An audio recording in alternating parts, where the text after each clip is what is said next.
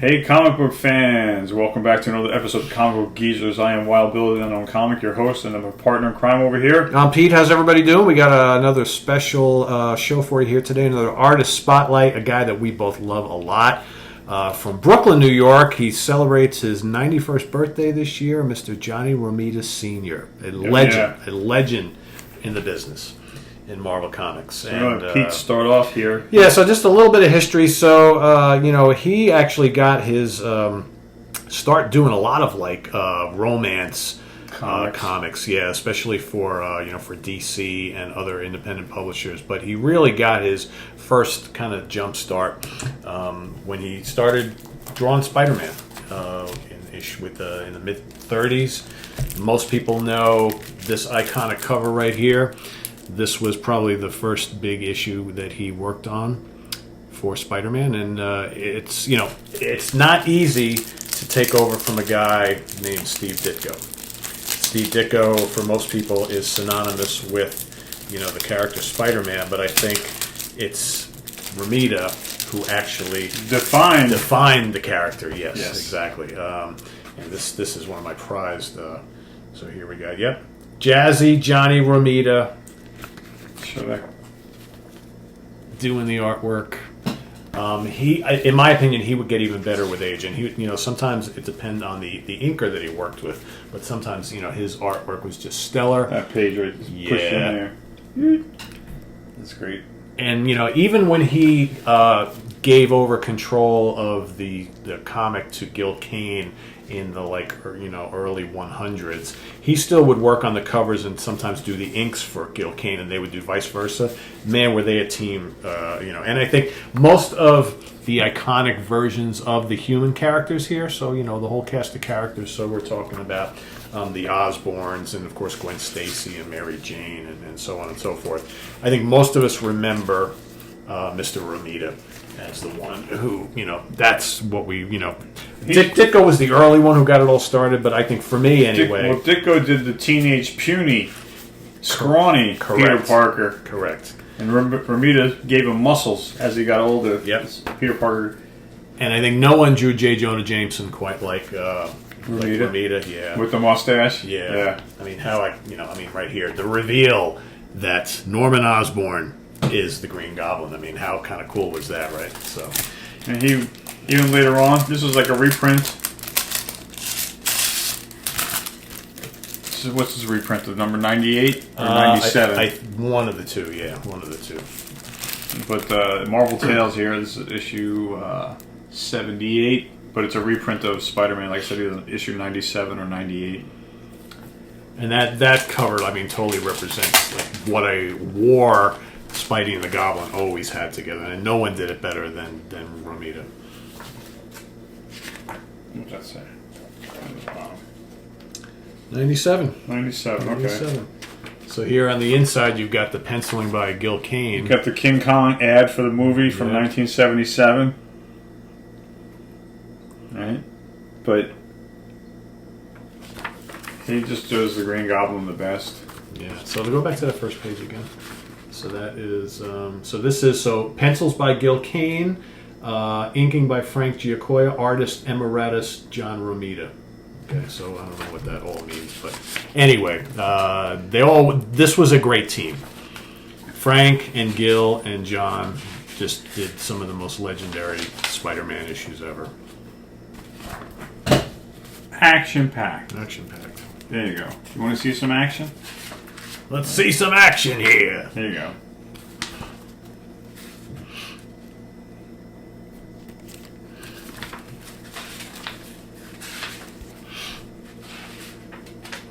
Yeah, Gil Kane was at his best when he worked on Spider-Man, in my opinion. Yeah. So there you have it. So here we've got the introduction of the Shocker. Again, Romita at the helm for a lot of the creation of some of these great Spider-Man villains. I'll open this one up too here. Closing panel. Great shot of the Goblin getting away. So, here you go.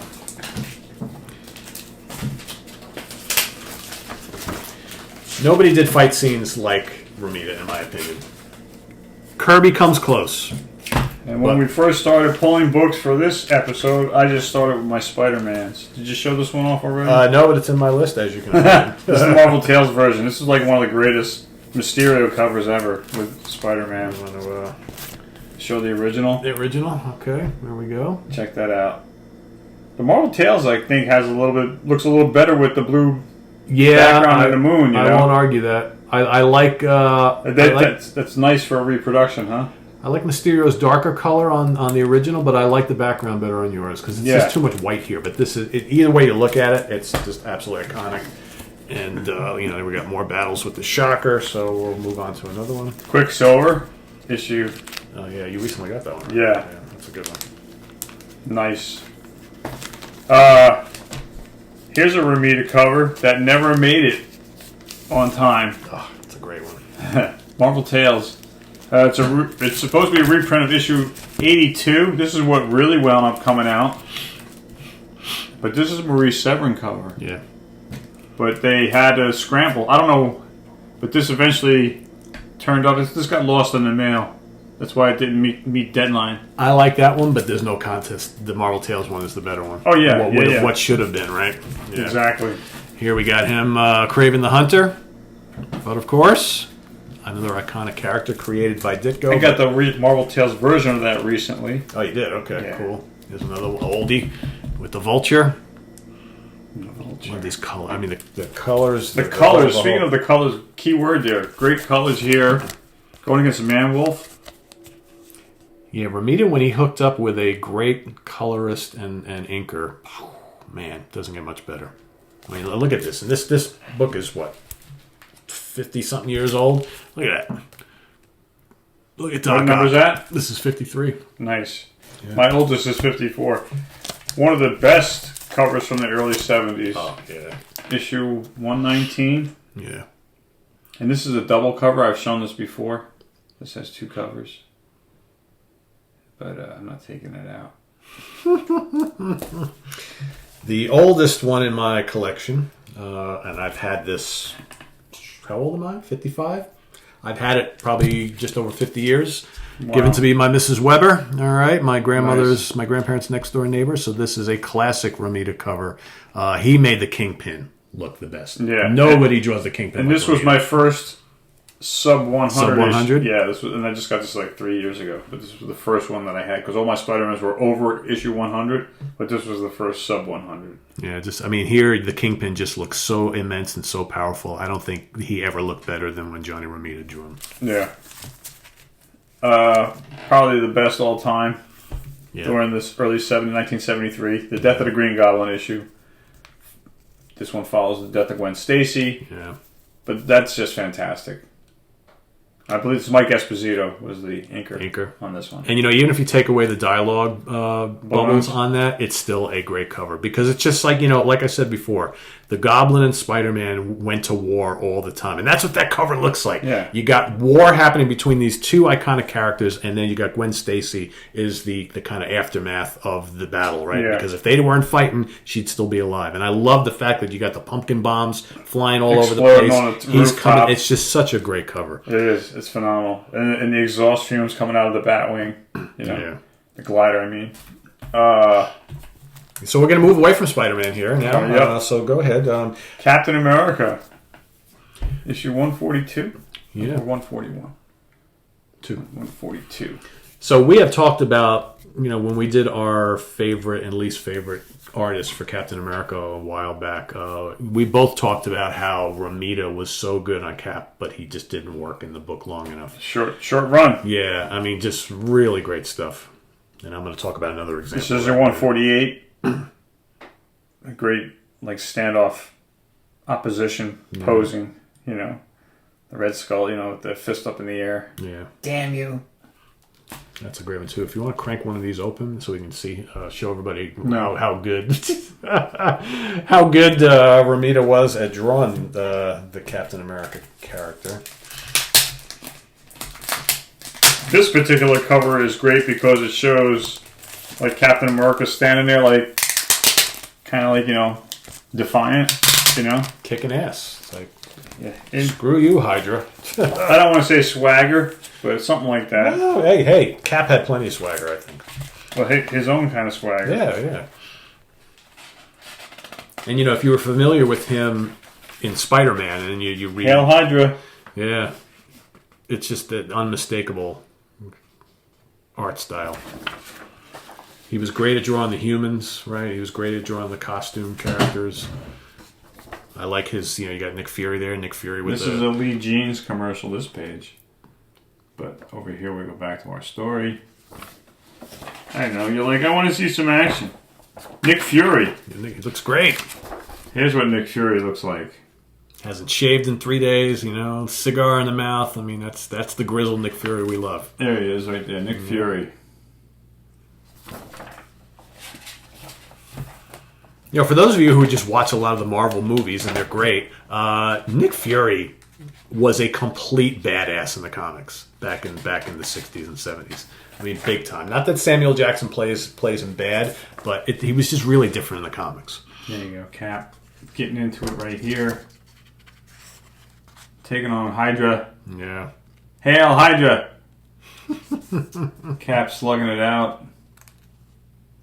So Johnny Romita definitely had a way of capturing action. Oh, yeah. Here you go. Splash page. He didn't do enough splash pages, if you ask me. I mean, Kirby was the king of the splash page, but they were some other guys when they did it was like, oh, man. It's just good at following the action. You can pretty much follow these stories without reading the dialogue and just looking at the pictures. Yeah. So, that's pretty much it. Very nice. So, again, another character that he did not work on enough, in our opinion, but what he did was great. Another one was Daredevil. The end. The end. I got another page I want to show you real quick. Up here, the Falcon with his Falcon bird flying. Oh, yeah, there we go. I know. So he did a few issues of Daredevil as well, and I thought he did a dynamite job there, of course. And he was perfect for Daredevil because kind of a similar character to Spider-Man, right? Very similar. And, of course, why not, when you bring in Romita into the picture in the Daredevil book, why not bring Spider-Man as well? So there you have that. And then here's another issue where he's fighting the Gladiator, and I'm actually going to open this one up. And I love how he makes the Gladiator look so kind of big and menacing, which, I always thought he kind of was. But here, you can see unmistakable Romita. That's an old one. Yeah, this is an old. This is 19? 18. 18? Yeah, 18. Oh, damn. So, here we'll get some...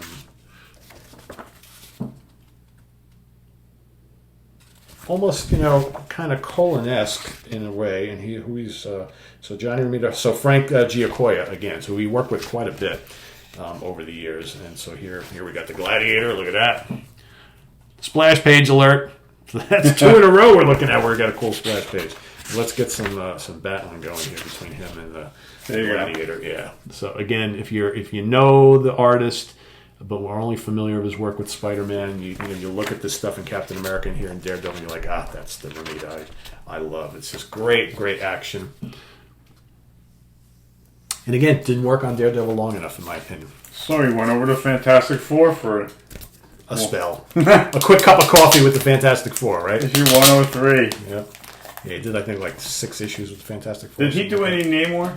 I don't think so. I don't think so, no. Okay. No. But he did do some Conan. Yes. Right there.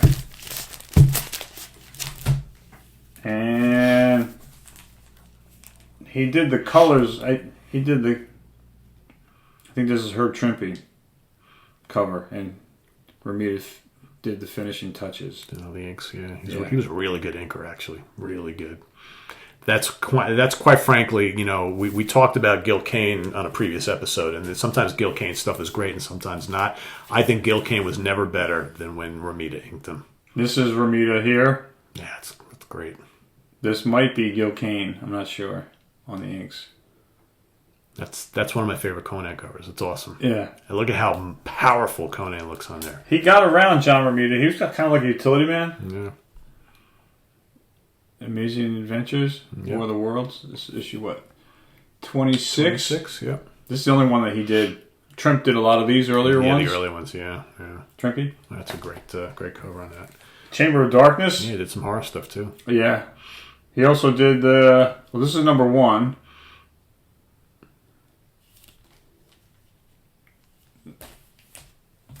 Number 2. I was going to say something, but I'm not. Stumble upon your words there, my friend? Well, I saw that book, the last one I showed, Oh. For some outrageous price in a store. Oh, really? Okay. It happens. It does. Issue number 1. Tower of Shadows. John Romita cover. Yeah. Then he did... They were like, can you come back and do the second? He was like, okay. I'll do it. He only did the first 2 of the 8. The last 2, 7 and 8, are Bernie Wrightson covers. But then they did a king-size special. With the same cover, basically. Before, after. Before, after. To me, that's a little bit of laziness right there. What? Oh, The fact that they're going to do the king-size issue and a year later do the same cover. I mean, come on, guys.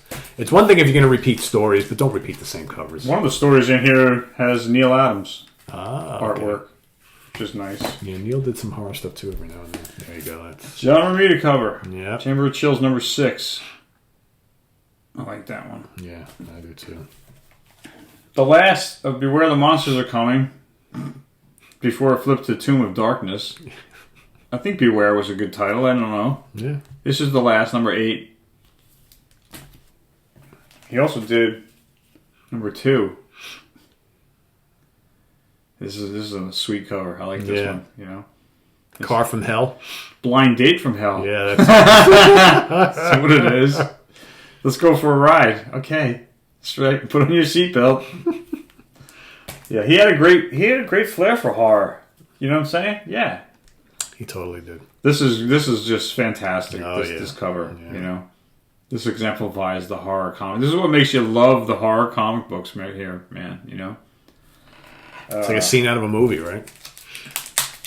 The old horror movies that we grew up with, love it. Yeah. Colorized, not black and white. That's right. Although the black and whites are fine too. Yeah. So you got reprints. That's like 50s, early 60s, late 50s. You can tell that artwork.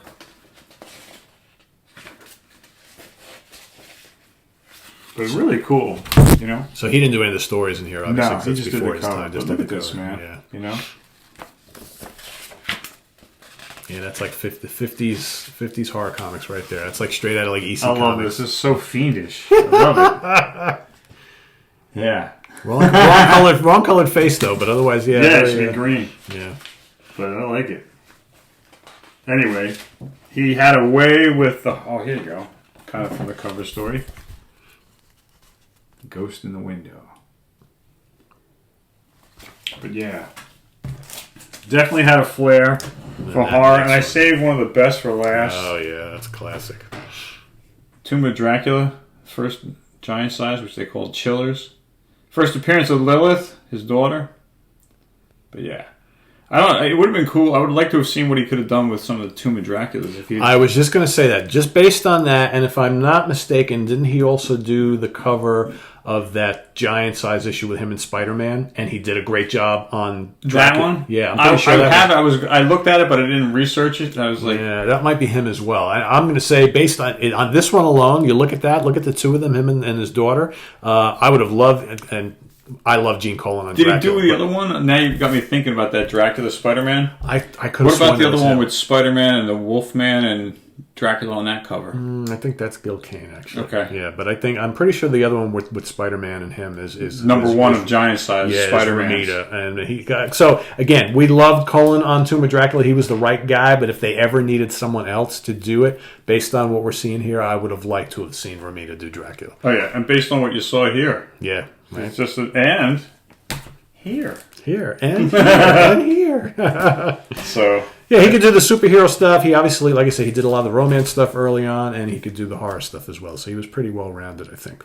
I thought so. Yeah, definitely for me, I've often thought, well, who are my favorite, like, 5 artists from this time period that we mainly collect from, which is the 60s, 70s, and the 80s. Romita is a top 5 guy. Yeah, definitely. Easily a top 5. But for me, it's all about Spider-Man, And he defined the character with his art, I think. I mean, that, like, 50-some-odd issue run or whatever it was with him doing the covers and interiors is, like, some of the best stuff ever. Yeah. It just totally is. Well, anyway, that's our artist spotlight for this particular episode of Comic Book Users. I'm Wild Bill saying thanks for being here. We thank you for your comments and your subscriptions. And click that notification bell, and this way you can be kept in the loop every time we have a new video. And if you like this video, please give us a thumbs up. We appreciate it.